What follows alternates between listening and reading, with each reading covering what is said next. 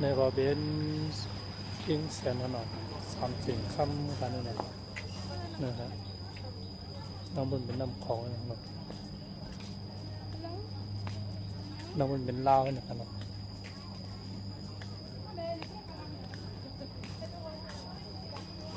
นะครับน้ำไหลเป็นลาว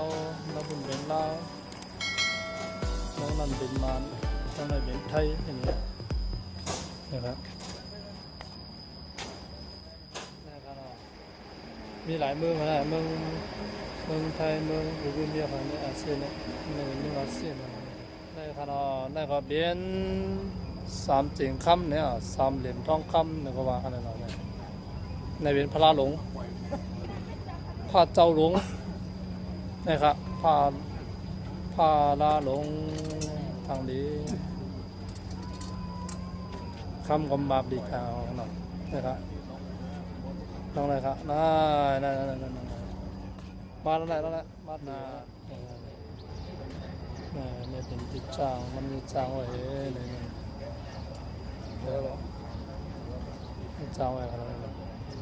ก็ใครกินกันเราจางอะไรอยู่ขนาดก็กระเทียมสุดใจเนี่ยนะ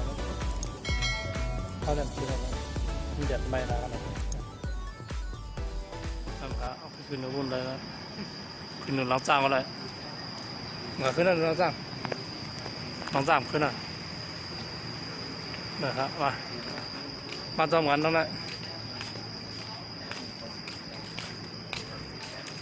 ยาว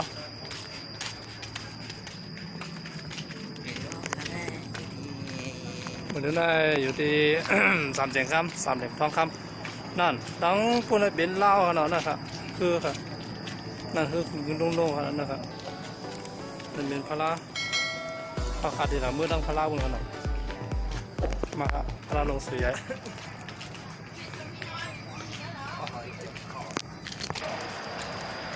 ในขนาด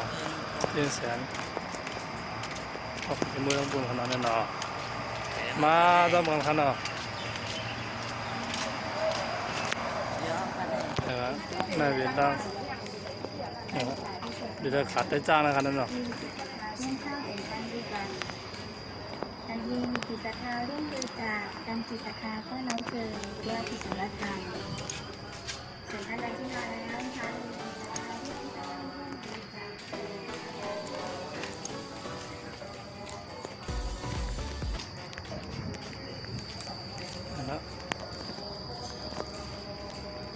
เข้มดีนะทำดีนะทำมาคือมาเพื่อขนาดนี้เนาะ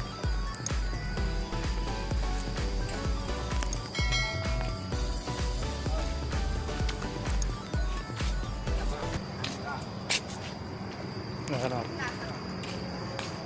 ด้วยคือจอมกันคาหน่อยนั่นครับคือขึ้นกับน้ำบุญนะครับลำ2 ลำ 3 ลำขนาดนั้นนั่นครับคือหลงเนาะขึ้นตึกโล่งพูขนาดนั่นครับตั้งบุญเป็นเมืองลาวอ่ะน่าตั้งบุญเลี้ยงแจ้งแห้งเป็นนักฆ่าเลี้ยงแจ้งแห้งมาเป็นเมืองเฮาเนี่ยเมืองเฮาเมืองพวกนี้เมืองเฮาเมืองใต้ขนาดนั้นนะครับตึกขึ้นกันนะต่างยังขึ้นว่าดังก้าขาขึ้นเขาแน่นอนได้เป็นเชื่อเนี่ยติดกับโลกตั้งไหนบุญเนี่ยพูดไหนหน้าน้ำบุญเนี่ยขึ้นบ้านรับบันลงขึ้นบ้านครับนะครับน่านั่นครับอันนั้นครับมันก็มีกองเสนอไว้ขนาดพวกใครไถหาช่วยจำเป็นคนขนาดนะครับนั่นขนาดโอเคนี่ขนาดขึ้นมาแล้วเนี่ยสาธุ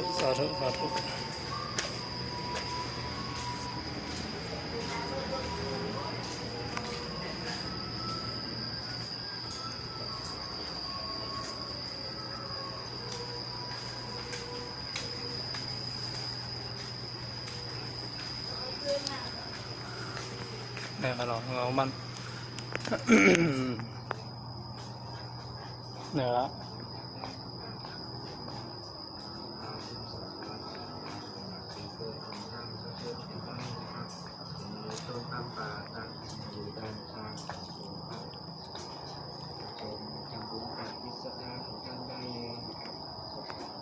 นั่นก็คือต่างก้าเนี่ยตีกับทั้งเมืองลาวกันนั่นเนาะบางนักการมากันนะในเมืองลาวต่างปุ่นเป็นทางเมืองไทยเขาเนี่ยนะครับทีนี้ก็เป็นที่บนใส่เงินลงในตองคนขนาดในตองบนนะครับนี่ครับนี่ขนาดได้เป็นด้านหลังกันแน่นอนเป็นด้านหลัง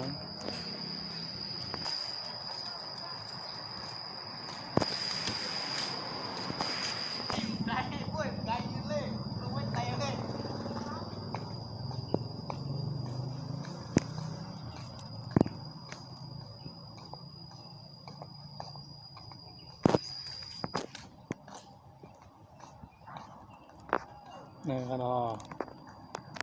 นายพระ3 เหรียญลิ้นแค่นี้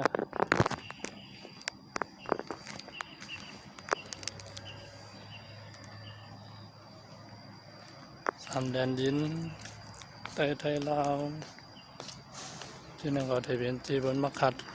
คือเนี่ยนะครับ เนี่ยครับพวกใครขี่คือพวกใครขาทั้งบุญเนี่ยก็ขี่คือกับทั้งบุญกันเนาะที่นี่เป็นที่บนคัดกันเนาะนะครับในเป็นที่นี่ก็เป็นที่คนขายคู่เนี่ยกันเนาะ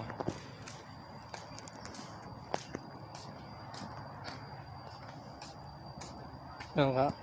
นางอนักเรียนคือคืนกานะคือสอนแต่หัวเนี่ยแหลมๆไปเนี่ยนั่นนะไม่ส่งกันเนาะก็ได้ขนาดส่งไปทุกวันไปครับอย่าลืมบุญเพกันเนาะอย่าลืมบันเทิงกันเนาะครับ